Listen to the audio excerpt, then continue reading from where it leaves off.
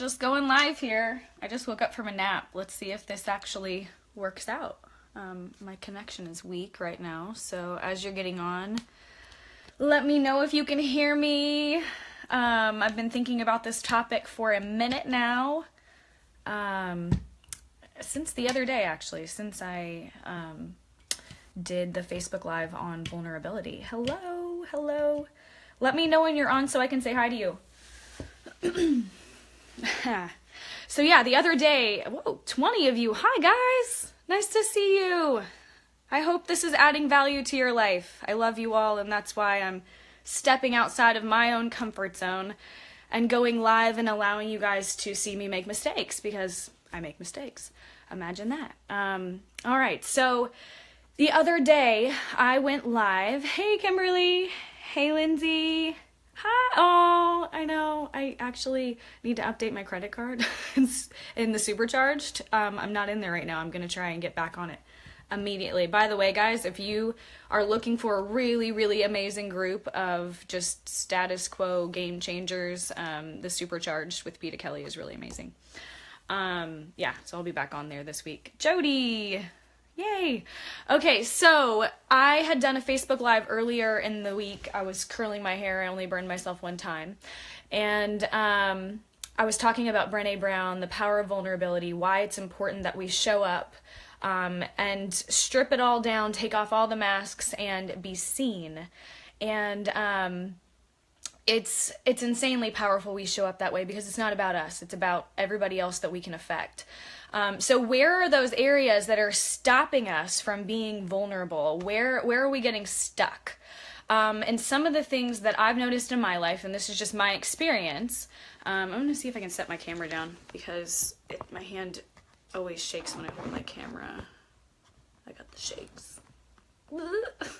I have a tripod and I don't know where it's at actually, so, because I moved to New York City and all my stuff is just everywhere. Here, I'm like propping it up with lotion bottles. It's hilarious. If it falls, I apologize. Okay, so where are we getting stuck? Where are we getting stuck? Where are we blocking vulnerability? Where are we blocking the chance to make the biggest impact in the world? Like, what are we doing?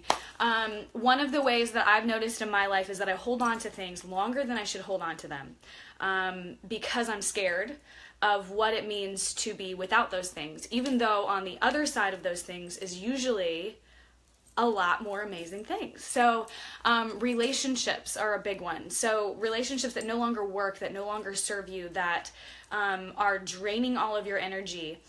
Whether that's something that you just need to work on and change so that it's clearer, so that it's more effective, so that it allows you to be who you are and be vulnerable. A lot of that actually is you showing up in your relationships being vulnerable, instead of withholding, and instead of keeping things in, and not sharing your heart with people that you're really intimately close with. That's huge. So if it is, though, the time to end a relationship, a lot of times we don't do that out of fear. We stay with somebody that just doesn't work. It's not in alignment with us anymore for years past the point where we should maybe leave. So that's huge. We do that in jobs. I see this a lot in my team, and I see this a lot with just people who are learning to be entrepreneurs. They limit themselves. They think that because they went to college, that because they worked so hard to get to this place, that this is what they should do for the rest of their lives. Well, guys, we only live a certain amount of years, and if we're constantly spending that time working a job that doesn't fulfill us, and that is not our passion, and that is not serving a greater purpose, when on our hearts is to serve more people or be of impact in this world, what are we doing? Like, we only have that limited amount of time. That's humongous. Hey, Jane, Uncle Carl, Angela, Brittany, if you guys are still on, thank you for joining. Julie, Carey, hi. Yeah, so holding on to anything that no longer serves you. I don't know if I don't have that quote on me just anywhere on me. But holding on to those things that just don't work anymore. And holding on to those conversations that, I talked about it, it was 2 Facebook Lives ago when I was at the coffee shop about rehashing conversations over and over and over again. Well, I used to do that without actually having the conversations. Imagine that. Yeah, so I would actually make up the conversations. Great. Oh, thank you, Angela. She's just saying black and white video, great choice. Oh, thank you. Yeah, so I used to actually have the conversations with myself without actually having the conversation with the person because it was too scary to have the conversation with the person. Why? The thing that I've noticed the most is that stepping out in this journey of being super vulnerable and just owning every single bit of my life with every single person and showing up even here on Facebook Live and being seen. Because, guys, I mean, it gives me, like, I get shaky before I get on here, but I know it's the right thing to do because it's on my heart, and I know that if I don't do it, I'm going to feel an energy stop and a withholding. It's like I'm having this conversation, but with myself again, and I'm not going to do that because there's a reason why God puts these things on my heart, and I know that I was supposed to be teaching, and I've always been teaching. Hey, Zach, cousin Zach, how are you? What are you doing? Are you home from college? So yeah, there's a reason why these conversations eat at you inside before you have them. It's because you're supposed to have them. It's why for a long time before we have the courage to end something that should have ended a long time ago, it eats at us. And the other part of this, just being a yoga therapist and having a yoga therapist background, these things manifest in your body. So it's important to get rid of them. It's important to clear the energy, to have these conversations with people, to make these big decisions to end big things that are really scary, that's really scary to do sometimes because it shows up in our body and it shows up years down the road, guys. Sometimes it shows up right now, and that's a blessing because it's a sign. It's always a sign when something shows up in your body that you are out of alignment in some way, that you are blocking something in some way. And so I'm going to turn off the comments really quick so I can concentrate because you guys are so amazing and distracting. But yeah, so, oh, I'm getting thanks, Adrian. I think you're watching. You just sent me a Facebook message with a thumb up. Yeah, so these things show up in your body years down the road because we blocked the energy.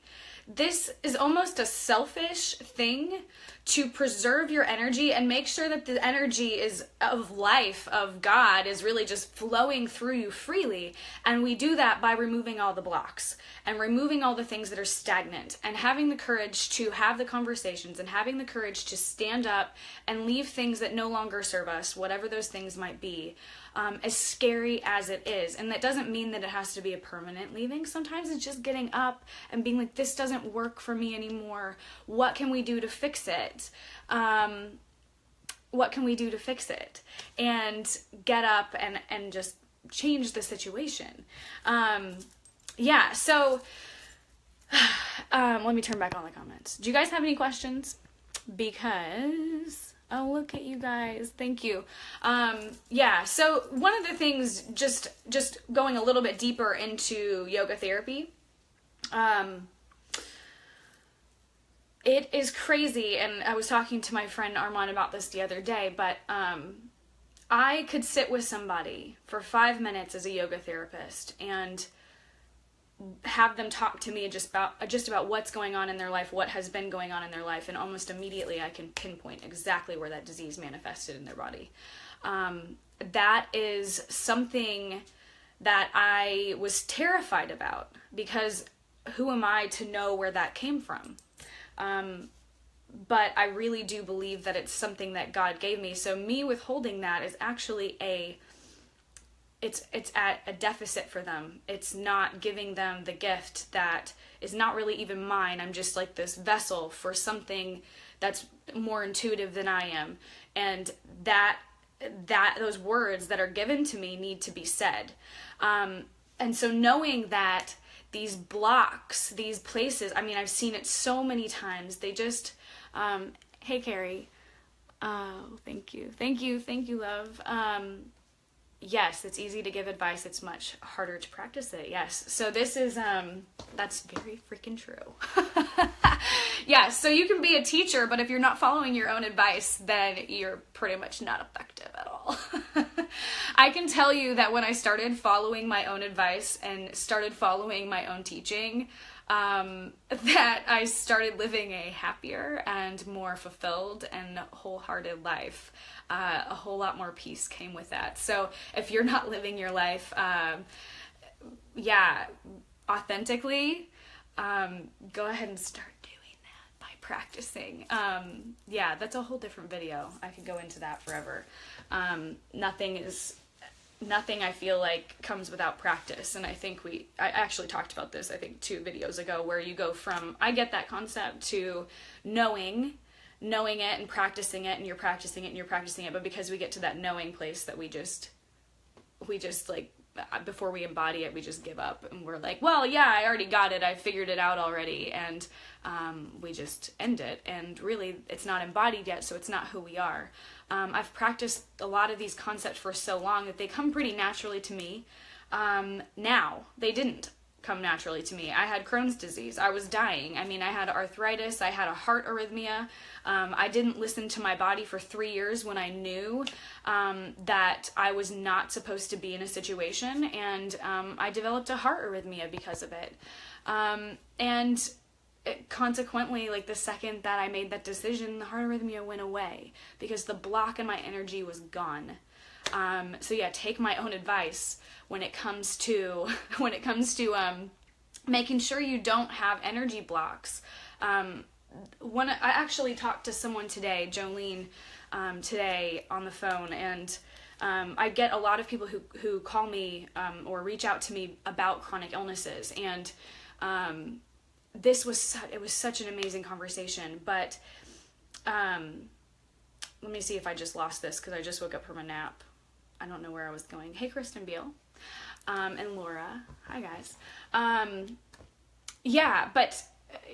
think I lost it. I'm sorry, I lost it. If it comes back to me, it will come back to me. But it goes to show, oh, that's what I was saying. Okay. So doctors are taught to treat a specific, I'm turning off the comments because I get distracted. I have ADD, I swear. It's so bad. So doctors are taught to treat a specific something. So say like a breast cancer patient comes to me for yoga therapy. Their doctors are like, okay, you have a tumor. It's right here in your breast. We are going to only look at your breast, cut your breast off, chemotherapy it, radiation it. We're just going to deal with the breast. And meanwhile, all of this other stuff going on in this person's life that helped create this dis-ease in the body, is being left untreated. It's being left untreated. So these people they're treating the symptom of the deeper root issue, but the doctors are not seeing them as a whole body. And really, if we can start to declutter the energy fields of our body, and get rid of the things that are no longer needed in our body, in our emotions, in our mind, then we start to live a healthier life in a healthier body. I healed my entire body from Crohn's disease with yoga by getting present.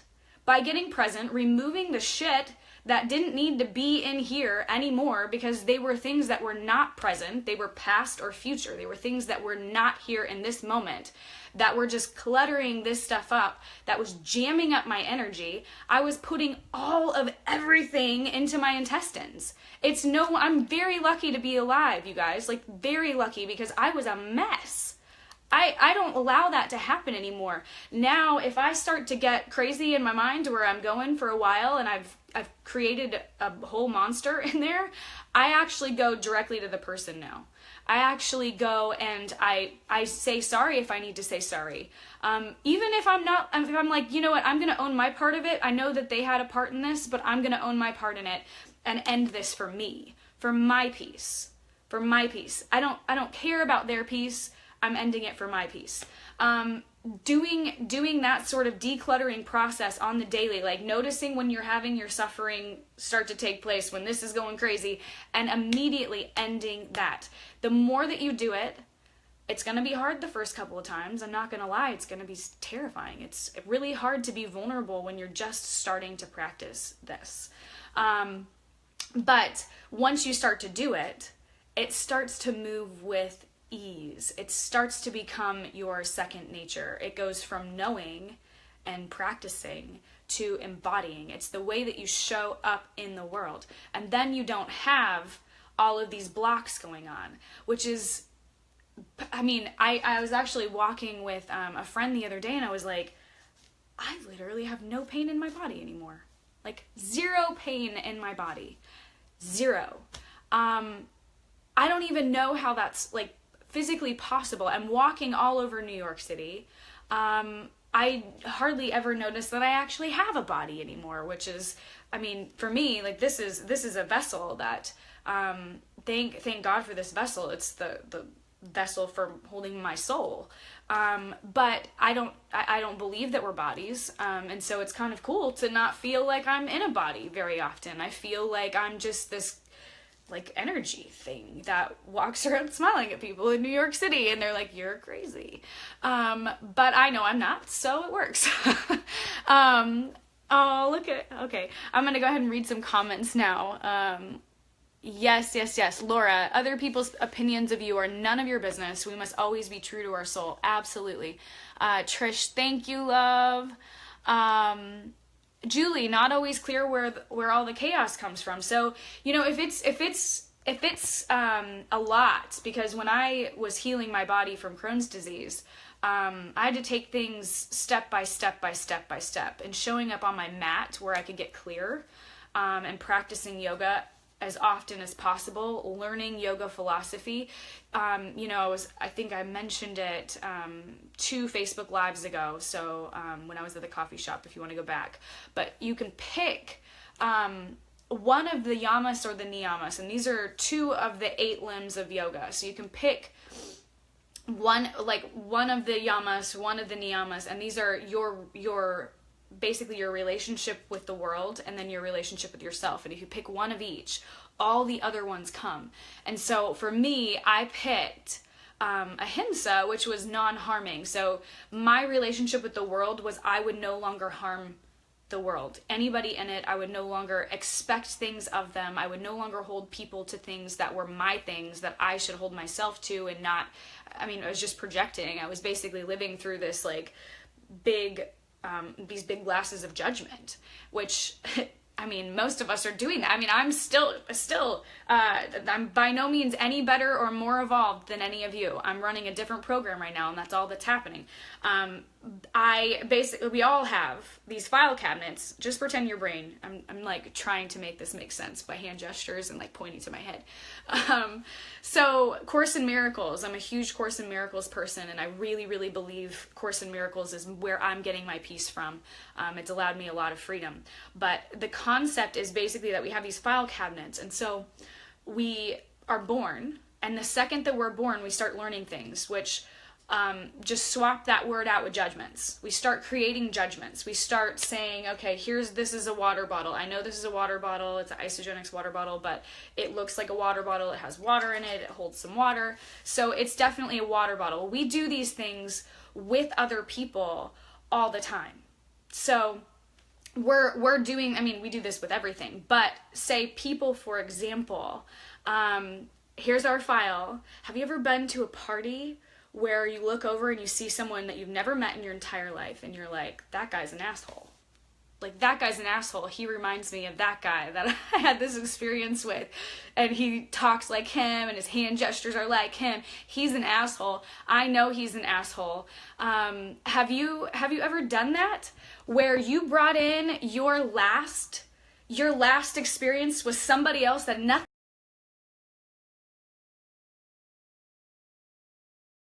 completely created a judgment that was so unwarranted for that person, because you don't even know that person, you've never met them in your life, but because you knew someone else who was kind of like them? Well, that's what we're doing Oh, good question, Mary. I'll get to that in 1 second. But because we're doing that with every single thing, we're never seeing anybody. We're never seeing anybody. And that's like such a massive missed opportunity. Okay, you guys still on? Sorry. Okay, so basically I have to go on to my data, which is fine. I'm totally fine with that. I go over every single month, and you guys are worth it. Okay, so I don't remember where I was at, but I'm just going to answer Mary's question. Mary, how do you keep from absorbing the negativity of others and not personalizing? That's a beautiful question. Thank you for asking that. I'm getting distracted again. I do not attach to anything, and I do not take anything that is not mine to take. I don't. And so in every single interaction, typically, if I notice that I'm losing my peace, which is kind of my gauge. So if you think about like a thermostat, you got your thermostat and where's your temperature? Like, are you starting to lose your peace? Because that's a good sign. Or you're starting to feel something in your body that shouldn't be there. Some sort of something in your body. If that shouldn't be there, ask yourself where it's coming from. Emotionally, where is it coming from? Is that coming from being around somebody else? You don't have to take on other people's shit. You don't. You can let it go anytime you want to. Sometimes, again, that means leaving the situation. Sometimes that means having a vulnerable conversation where, hey, this is how this is occurring for me. How is it occurring for you? I would love to hear how this is occurring for you. And so not judging anybody, not getting upset with other people's programs. Other people are living their lives from, again, this file cabinet of judgments that they've formed just like you have. Just like you have a long time ago, all the way till now. So they've got a lot of judgments and a lot of baggage, just like you do. No one is better, no one's worse. Some people have just found better ways to cope. And so you've got, once you start to see people that way, where no one's really seeing anybody. No one's really truly seeing anybody, because they're all seeing this file cabinet of judgments that they've already formed. It becomes like a lot easier to have kindness and compassion and love for every single person that comes into your field, every single person that comes around. And that, to me, I mean, being able to do that, being able to hold space for people to just be themselves. And if there comes a moment to teach and not, and a lot of times now I don't go teaching people that don't want it or are not ready. But if it starts to clutter my energy, I have to say something. I have to say something, because that to me is like, for my own peace, I'm going to clarify what I expect in my life, and you can't be around me with that sort of energy, because I need consistent energy. And that's just out of respect for myself. That's nothing to do with them. They don't have to change. I still will love them always, always, always. But I don't, if that makes sense. Does anyone else, while I'm still on, have any questions? Because I know I lost like all of you when I went dead. So hopefully you're still on. Any feedback, any questions? Yeah, okay, so, all right, that's it, I guess. I guess that's it. Oh, well, Natalie, you just joined. Hi, nice to see you. I'm about to end this. There was a good minute or two where I lost connection. But yeah, so if you guys have any questions at any other point, Mary, did that help at all? Awesome. Okay. So yeah, if anybody has any questions at any other point, I'll be answering questions after the video down below, or after the Facebook Live down below. And I love you guys. I appreciate you. Thank you so much for jumping on. Clear out the clutter. Clear out the clutter. You have no idea the rewarding, fulfilling, epic, badass life that you are capable of living when you get rid of all the other stuff, and when you start showing up 100% authentically true to yourself, and more importantly, as the basically just the vessel for this higher energy. You know, God is a good word for it.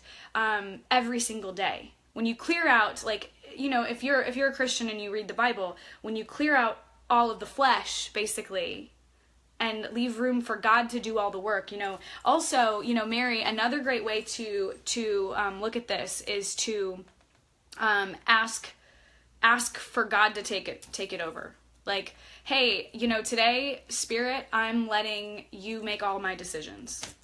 I'm letting you guide my steps. I'm letting you soften me in every conversation. And that's, I mean, typically, that's what happens. What you focus on, you find. All right? All right, well, I love you guys. And I hope you have a beautiful night. See you soon.